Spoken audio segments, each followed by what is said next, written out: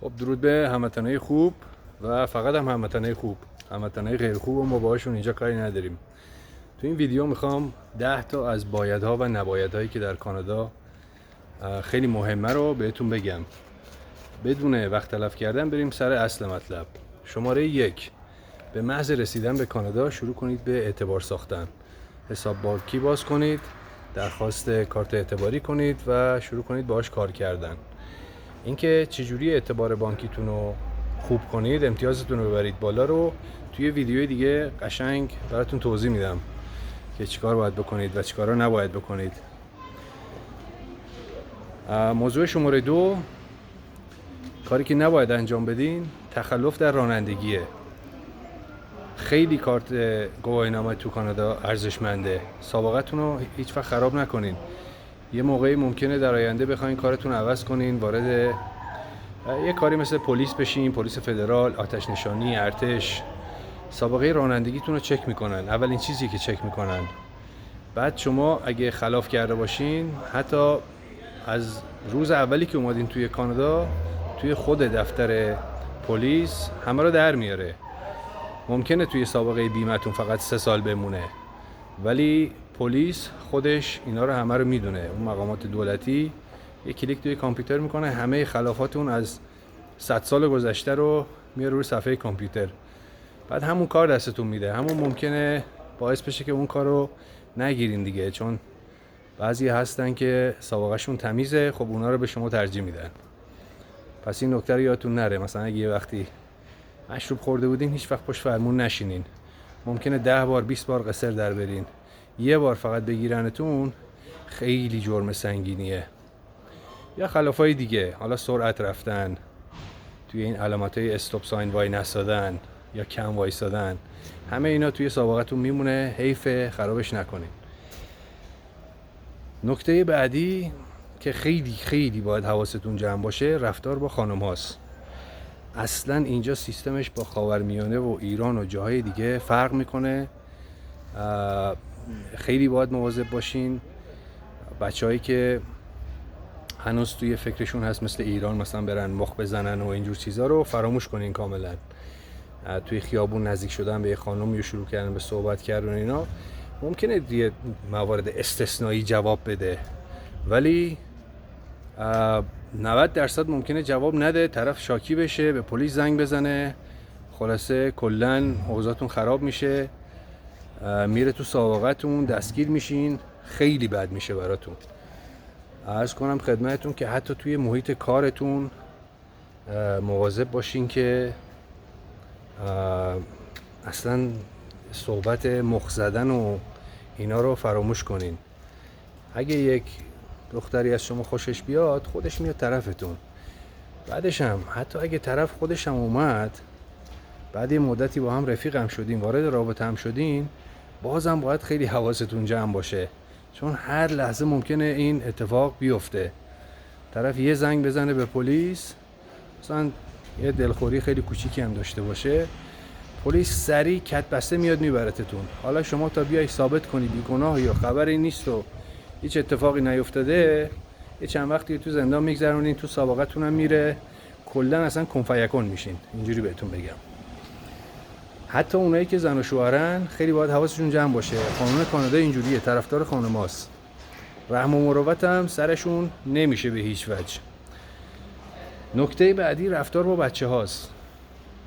دیدین تو ایران بالاخره از روی محبت و عشقی که ما ایرانی‌ها داریم، گرمیم، یه بچه با نمکی رو میبینیم، مثلا یه گوگل مگولی بهش میگیم، نمیدونم یه ماچش میخوایم بکنیم و اینا، به هیچ وجه این کارو نکنین. پدر مادرشون شدید منزجرن از این حرکت، حتی ممکنه به پلیس زنگ بزنن و این کار اصلا نباید کرد. حتی اگه مثلا یه وقتی توی مهمونی هم میرین، هم آشنا باشن، خودشون هم حتی مثلا کانادایی نباشن، خارجی، ایرانی، هر چی فرق نمیکنه، با بچه ها مثلا فقط همون حالت سلام علیک خیلی بدون دست زدن، بدون لمس کردن، بدون گوگل مگول گفتن، بدون ماچ کردن، اینو باید خیلی حواستون جمع باشه.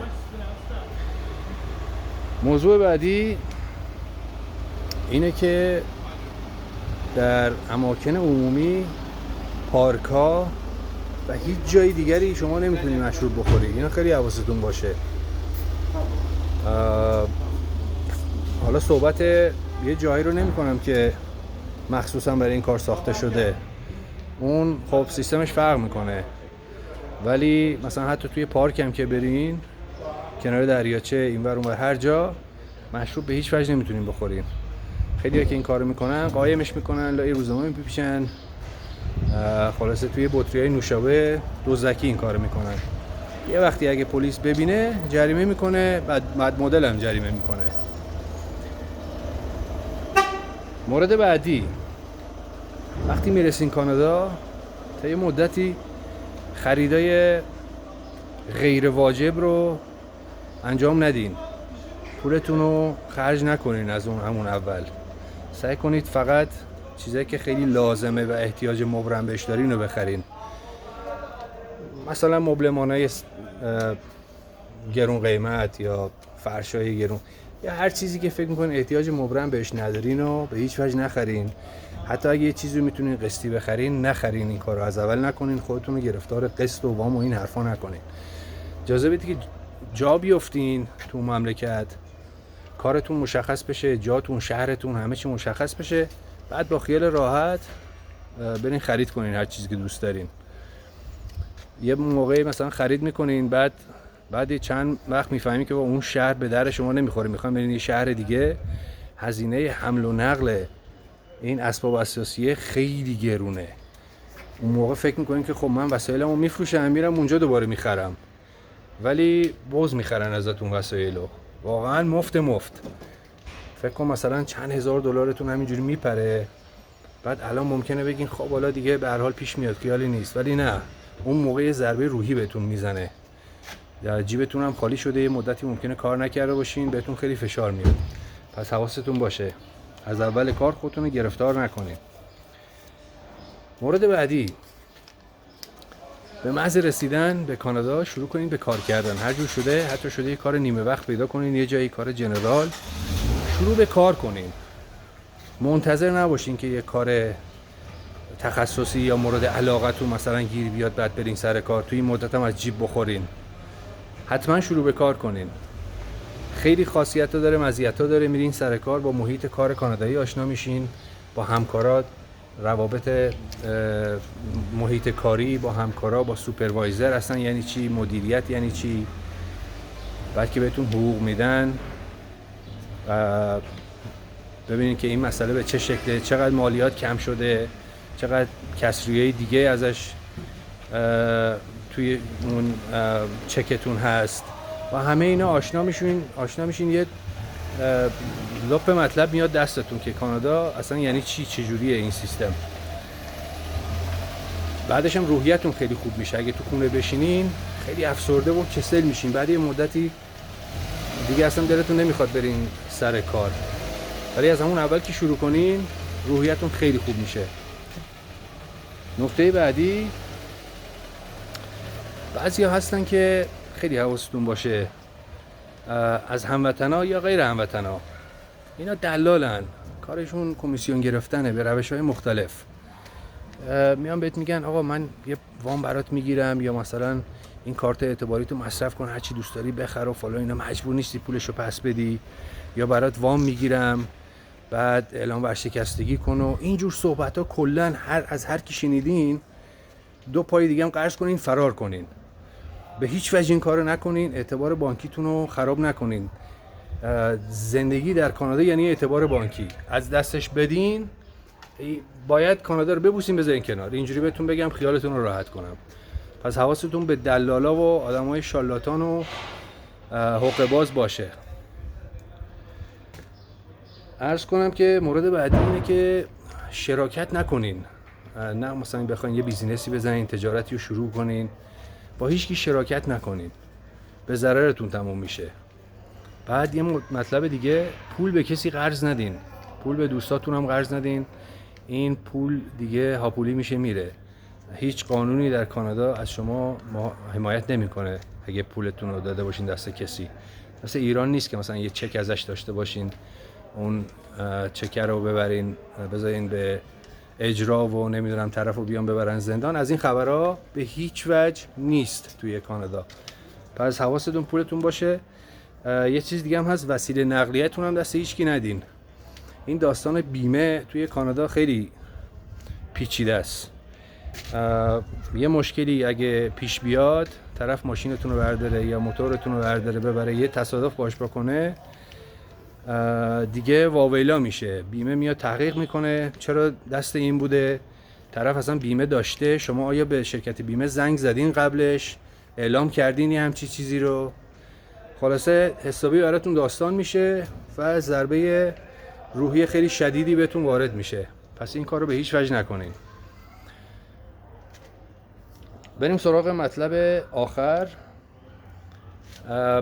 خیلی وقتا دیدم که توی محیط کار یا حالا محیطای دیگه، مثلا ممکنه طرف بخواد بیاد، هموطنمون بیاد از ایران برای طرف تعریف کنه، از قدمت ایران، از تاریخ ایران، از تمدن با شکوه ایران و اینجور صحبت. نکنید این کارو. برای هیچکی مهم نیست. هیچکی حوصله این حرفا رو نداره. حتی اگه طرف خودش بیاد یه سوالی الکی بپرونه، اصلا نه براش اهمیت داره نه حوصله شنیدنشو داره. همشون برای خودشون یه تاریخی دارن، یه سیستمی دارن، یه فرهنگی دارن. هیچکی دوست نداره بگه خب مثلا در مورد کشور دیگه یکی بیاد بگه آقا ما اینجوری بودیم، فلان بودیم، بیسار بودیم، نمیدونم ما تو کشورمون نه اینجوری نیست که همش شطور داشته باشیم، ماشین هم داریم، فلان داریم. آقا هر کسی هر جوری دوست داره فکر کنه بذار فکر کنه. ما نمیخوایم نظر کسی عوض کنیم. نمیتونین هم عوض کنین. میدونین چی بهتون میگم؟ اصلا اینجوری نیست فکر کنی خب من یک نفرم آگاه کنم، یک نفره، اونم میره 10 نفر دیگر رو آگاه میکنه. نه داداش من، از این خبرها نیست. هیچکی آگاه نمیکنه، واسه هیچکی همین چیزا مهم نیست. دنیای پول و کار و زندگی و این صحبت هاست. همه سرشون شلوغه، درگیر زندگی خودشونن. پس ذهنتون رو با این چیزا درگیر نکنین، وقتتون هم تلف نکنین، انرژیتون رو بذارین برای مسائل دیگه مثل اعتبار ساختن فرض یا نقشه های خوب آینده.